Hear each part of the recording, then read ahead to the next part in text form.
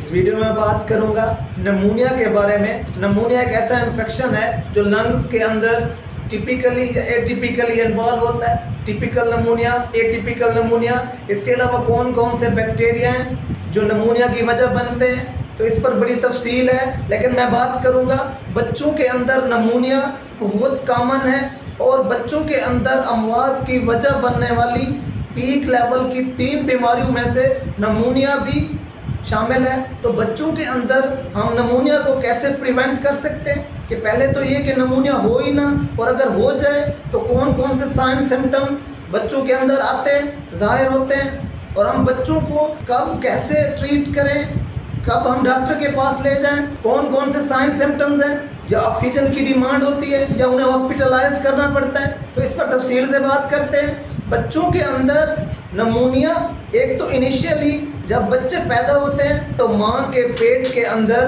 किसी भी सिचुएशन की वजह से तो वो मेकोनियम माँ के पेट के अंदर ही पास कर देता है और वहाँ से ही वो उसको एस्पिरेट कर लेता है, यानी मेकोनियम उसके मुंह के जरिए फेफड़ों के अंदर चला जाता है। तो जब वो फेफड़ों के अंदर जाता है तो वहाँ पर इन्फेक्शन करता है, उस इन्फेक्शन को हम नमूनिया कहते हैं। अगर वो पैदाइश के वक्त हुआ है तो फिर उसे एस्फिक्सिया कहते हैं। तो नमूनिया के पॉजिटिव फैक्टर्स के अंदर एक तो हो गया मेकोनियम एस्पिरेशन की वजह से, मेकोनियम अंदर ले जाने की वजह से नमूनिया हो जाता है। तो तब तो बच्चे को जब पैदाइश के वक्त होता है तो ऐसे बच्चे को हॉस्पिटलाइज करना होता है, अस्पताल के अंदर दाखिल रखना होता है, ऑक्सीजन डिपेंडेंट होता है बच्चा, सेचुरेशन नहीं मेंटेन कर रहा होता। इसके अलावा और फर्दर उसकी मेडिकेशंस है या मैनेजमेंट है वो करना ज़रूरी होती है। लेकिन अगर ये बाद में इसके कौन कौन से चांसेस हैं कि ये नमूनिया हो जाए, तो दूध पिलाते वक्त बहुत ज़्यादा ख्याल रखना पड़ता है कि दूध जो है अगर वो फेफड़ों के अंदर चला जाए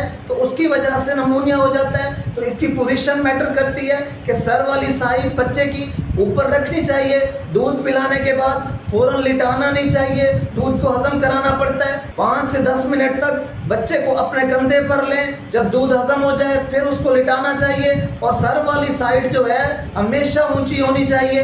तो इससे भी एस्पिरेशन के चांसेस कम हो जाते हैं, दूध फेफड़ों की तरफ नहीं जाता, लंग्स का इन्फेक्शन नहीं होता। तो एक तो नमूनिया पैदाइश के वक्त हो जाता है अगर वो मेकोनियम एस्पिरेट कर दे।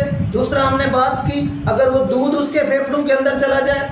इसके अलावा फिर बहुत से बैक्टीरिया जो कि नाक के ज़रिए हमारे लंग्स में चले जाते हैं, फिर वो नमूनिया की वजह बनते हैं। या इसके अलावा हमारी न्यूट्रिशनल डेफिशिएंसी, इम्यूनिटी का कमज़ोर होना भी नमूनिया की वजह बनता है। और सबसे बड़ी वजह मदर फीड का ना होना, माँ अपने बच्चों को दूध नहीं पिलाती तो उसकी इम्यूनिटी